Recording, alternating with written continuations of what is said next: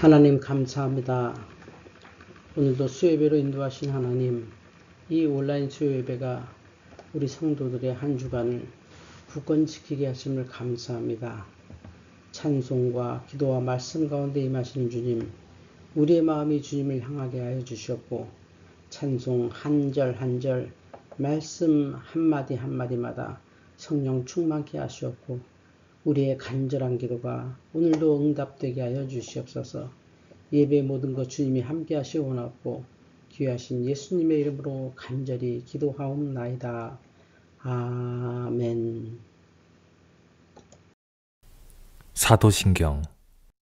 나는 전능하신 아버지 하나님, 천지의 창조주를 믿습니다. 나는 그의 유일하신 아들, 우리 주 예수 그리스도를 믿습니다.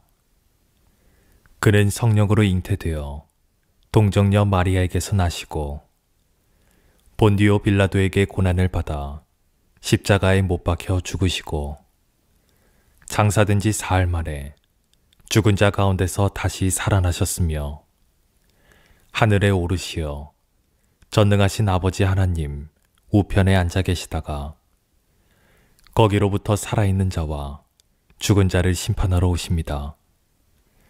나는 성령을 믿으며 거룩한 공교회와 성도의 교제와 죄를 용서받는 것과 몸의 부활과 영생을 믿습니다.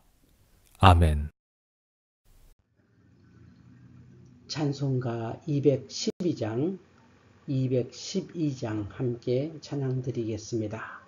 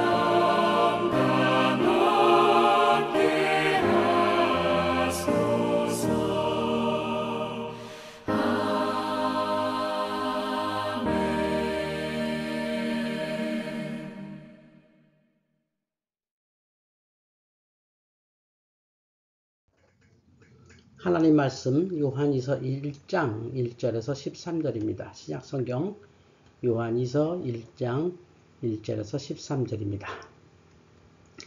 장로는 택하심을 받은 부녀와 그의 자녀들에게 편지하노니 내가 참으로 사랑하는 자들이요 나뿐 아니라 진리를 아는 모든 자도 그리하는 것은 우리 안에 거하여 영원히 우리와 함께할 진리로 말미암음이로다.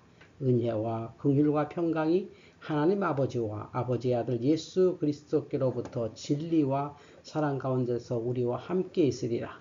너희 자녀들 중에 우리가 아버지께 받은 계명대로 진리 안에서 행하는 자를 내가 보니 심히 기쁘도다. 부녀여 내가 이제 내게 구하노니 서로 사랑하자. 이는 새 계명같이 내게 쓰는 것이 아니요 처음부터 우리가 가진 것이라. 또 사랑은 이것이니 우리가 그 계명을 따라 행하는 것이며 계명은 이것이니 너희가 처음부터 들은 바 같이 그 가운데서 행하라 하심이라. 미혹하는 자가 세상에 많이 나왔으니 이는 예수 그리스도께서 육체로 오심을 부인하는 자라. 이것이 미혹하는 자요 적그리스도니 너희는 너희 자신을 살펴 우리가 일한 것을 잃지 말고 오직 온전한 상을 얻으라. 지나쳐 그리스도의 교훈 안에 거하지 아니하는 자에게는 하나님이 없을 때 교훈 안에 거하는 그 사람은 아버지와 아들을 모시느니라. 누구든지 이 교훈을 가지지 않고 너희에게 나아가거든 그를 집에 들이지도 말고 인사도 하지 말라. 그에게 인사하는 자는 그 악한 일에 참여하는 자임이라. 내가 너희에게 쓸 것이 많으나 종이와 먹으로 쓰기를 원하지 아니하고 오히려 너희에게 가서 대면하여 말하려 하니 이는 너희 기쁨을 충만하게 하려 함이라. 택하심을 받은 내 자매의 자녀들이 내게 문안하느니라. 아멘. 오늘 하나님 말씀은 요한 2서 1장 1절부터 13절까지 말씀입니다. 초대교회는 어떻게 자녀를 제자화했는가 생각해 보았습니다.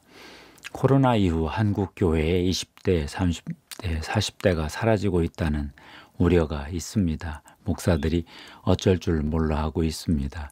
열방을 제자화하다가 자녀를 제자화하지 못했다는 탄식의 목소리가 들립니다. 이스라엘 민족은 예수님을 믿지는 않았지만 자녀들에게 구약 성경, 토라 전승을 전해 주었지요.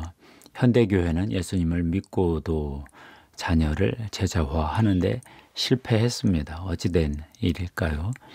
여기저기서 자녀가 교회를 다니지 않는 중장년 성도들의 한숨이 들립니다. 어쩌다가 이렇게 되었을까요? 오늘 성경 말씀을 보면 초대교회는 자녀 제자화에 실패하지 않았던 것 같습니다. 장로 요한이 그가 아는 한 부녀에게 편지했습니다. 요한이서 1장 1절입니다. 장로인 나는 택하심을 받은 부녀와 그의 자녀들에게 편지하노니 내가 참으로 사랑하는 자요.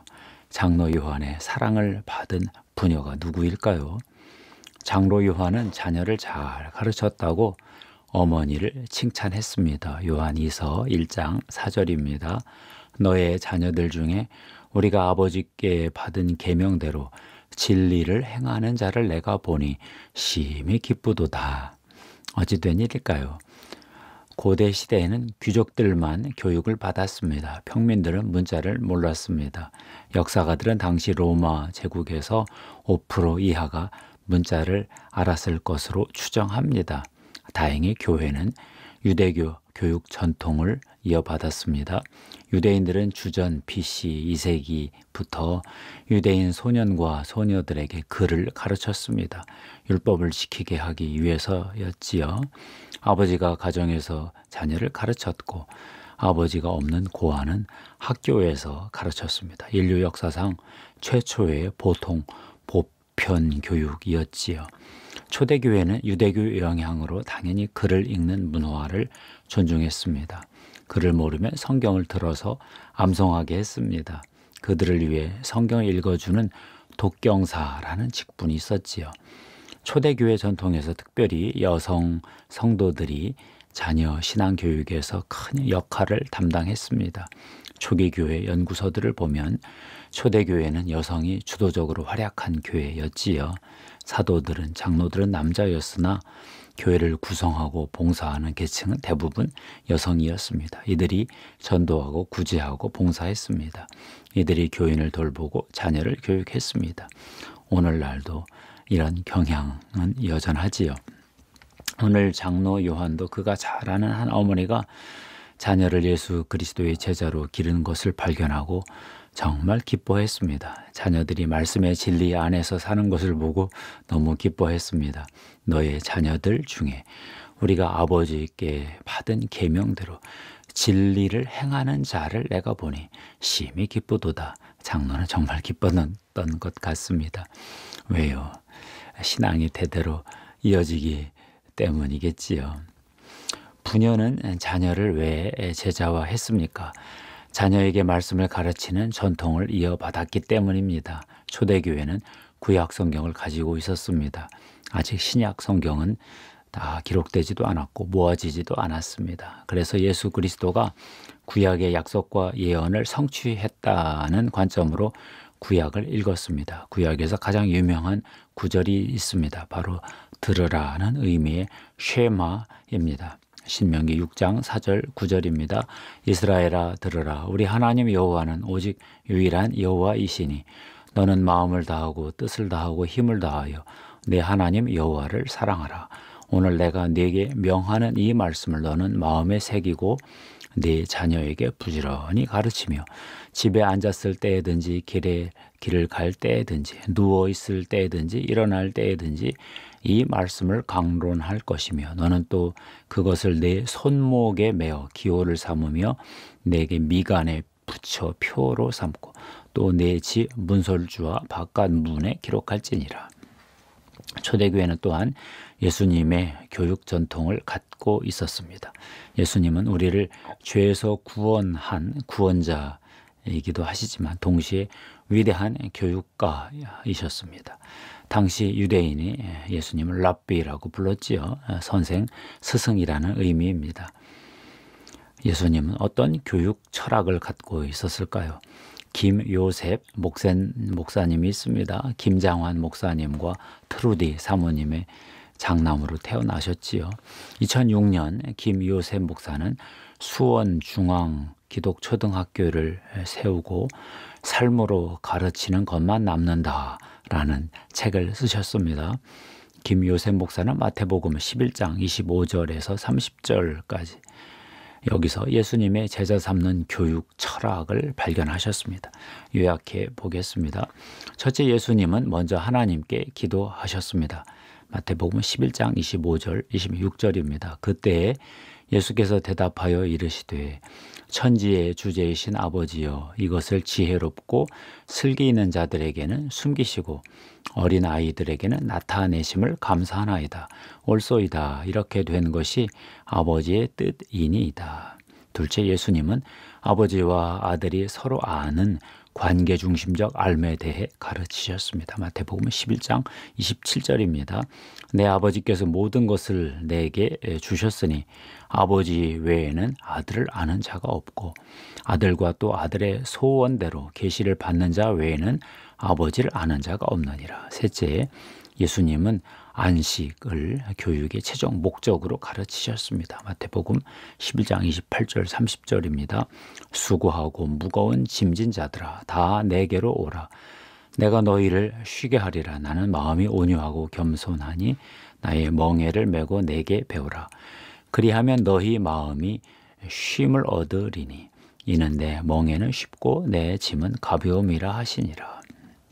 예수님은 이렇게 기도하시고 가르치시고 안식으로 초청하셨는데 이것이 바로 예수님의 교육 철학이다. 이렇게 김요셉 목사님이 설명하셨습니다. 당시 이 책을 읽고 저는 굉장히 큰 충격을 받았지요. 예수님이 제자들에게 이렇게 가르치셨습니다. 예수가 부활하신 후 제자들은 사도가 되어 장로들을 가르치셨습니다. 또 장로들은 부녀를 가르쳤습니다. 배운 대로 가르쳤습니다. 왜 이런 교육 전승이 가능했을까요? 요한에서 1장 2절인데요. 우리 안에 거하여 영원히 우리와 함께할 진리로 말미암음이로다. 예수의 진리가 지금 장로와 부녀 안에 거하고 앞으로도 함께할 것이다. 그런 건데요. 감동적이지요. 부녀는 어떻게 자녀를 제자화했을까요? 장로의 권면을 보면 교회 공동체와 가정 공동체에서 말씀의 진리를 사는 삶을 직접 보여주었다. 이런 추론이 가능한데요.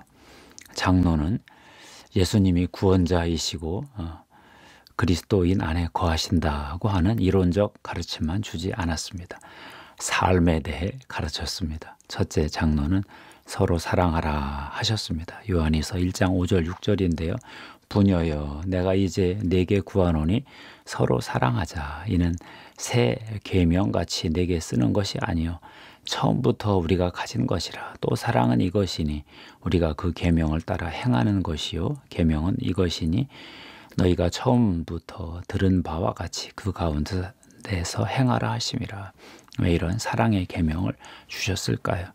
그만큼 초대교회 공동체도 그 안에서 서로 지체들이 서로 사랑하기 힘들었다는 얘기지요. 미움, 다툼, 시기, 질투 버리고 서로 용납하고 사랑하는 일이 얼마나 어려운 일이겠습니까? 둘째, 장로는 적그리스도 이단을 분별하는 일이 중요하다 했습니다. 요한이서 1장 7절인데요. 미혹하는 자가 세상에 많이 나왔나니 이는 예수 그리스도께서 육체로 오심을 부인하는 자라. 이런 자가 미혹하는 자요 적그리스도니. 영지주의자들, 육체의 선함을 부정하는 자들인데요. 그들에게는 인사도 하지 말라고 강력하게 촉구했습니다. 요한에서 1장 10절 11절입니다. 누구든지 이 교훈을 가지지 않고 너희에게 나아가거든 그를 집에 들이지도 말고 인사도 하지 말라. 그에게 인사하는 자는 그 악한 일에 참여하는 자임이라. 이단들이 더 열심이지요. 열심보다는 분별이 더 중요하다. 분별하며 지혜롭게 살아라. 교리를 중요하게 여겨라. 이렇게 가르쳤습니다. 셋째, 장로는 열매 있는 삶, 신실한 삶을 보여주라 하셨습니다. 요한일서 1장 8절 9절인데요. 너희는 스스로 삼가 우리가 일한 것을 잃지 말고 오직 온전한 상을 받으라. 지나쳐 그리스도의 교훈 안에 거하지 아니하는 자는 다 하나님을 모시지 못하되 교훈 안에 거하는 그 사람은 아버지와 아들을 모시느니라. 일시적 열광주의나 광신주의로는 안 된다는 뜻입니다. 그리스도의 가르침을 지속적으로 행하는 삶을 살고 하나님과 예수 그리스도를 모시고 사는 삶을 실제 살며 자녀들에게 보여주라. 그런 뜻이지요. 우리도 장로의 권면을 따라 살아야 하겠습니다. 가정공동체, 교회 공동체에서 진리신 예수가 내 안에 거하고 나와 함께 하는 그 삶을 보여주며 자녀 세대를 가르쳐야 하겠는데요. 우리 시대의 장로 김요셉 목사님은 삶으로 가르치는 것만 남는다 해서 자녀를 제자 삼기 원하는 부모에게 7가지 티칭 포인트를 남겨주셨습니다. 1. 가정이 교육의 출발이다. 맞습니다. 2. 자녀를 하나님께 바쳐라. 맞습니다. 3. 살아있는 신앙 교육을 하라. 맞습니다. 4. 신앙의 갈등을 충분히 겪게 하라. 맞지요. 5. 6살 이전에 교육하라. 그렇습니다. 7. 훈육의 아픔을 충분히 견뎌라. 저는 이 중에 6살 이전에 교육하라 하는 내용이 제일 마음에 걸립니다. 당시 저도 공부하는 중이라 너무 힘들어서 자녀를 이때 제대로 교육하지 못했습니다. 발달 심리학을 보아도 그때 뇌와 내면, 감정 이런 것들이 거의 다 형성이 되잖아요. 자녀를 향한 계획을 갖고 있으라. 이것도 제가 잘 못했습니다. 당시 생존 투쟁 중이어서 제대로 못했습니다. 나보다 더 교육을 잘 시킬 학교만 찾았습니다.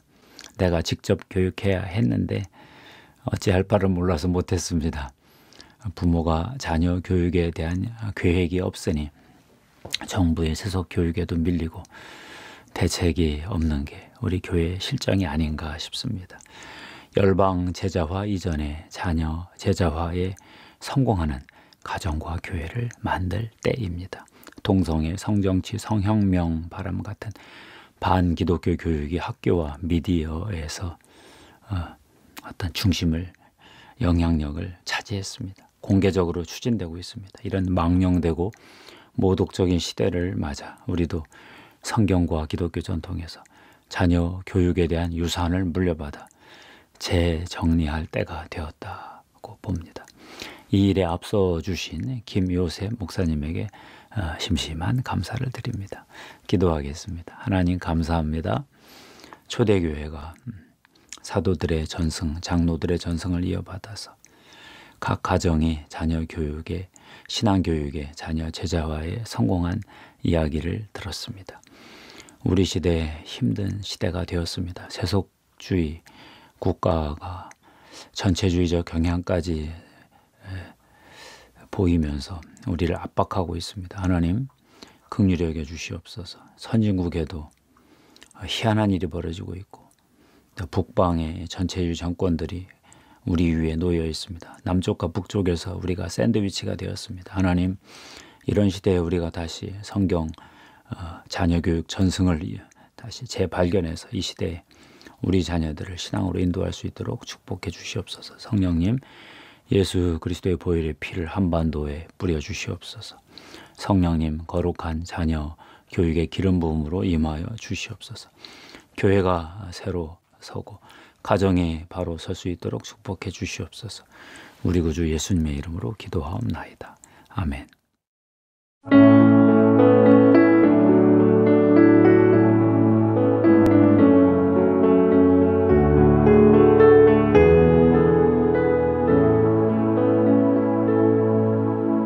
너의 하나님 여호와가 너의 가운데 계시니 그는 구원을 베푸실 전능자시라.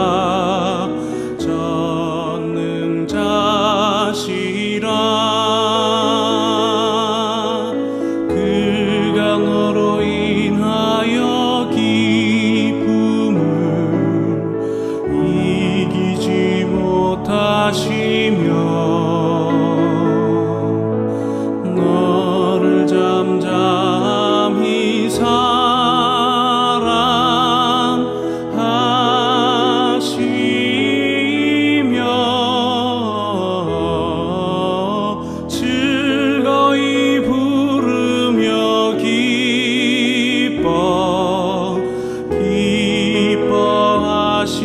기뻐하시리라.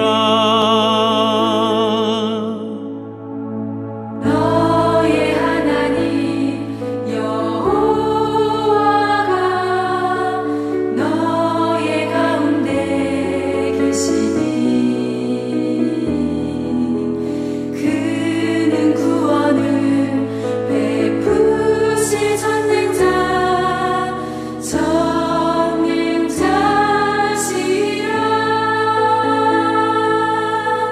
그가 너로 인하여 기쁨을 이기지 못하시며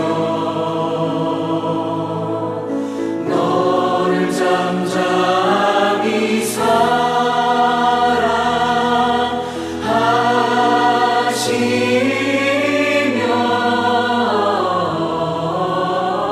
즐거이 부르며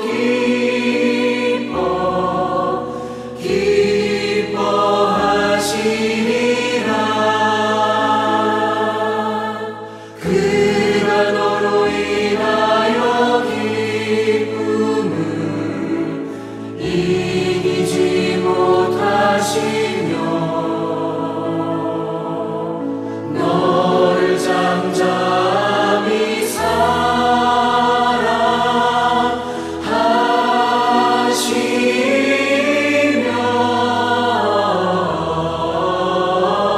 즐거이 부르며 기뻐하시리라.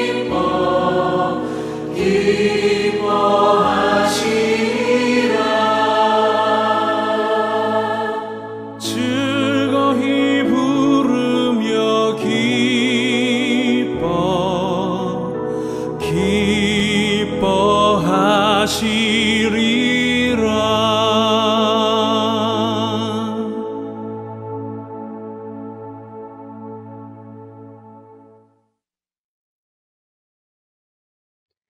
이제 주기도문으로 수요예배 마치겠습니다.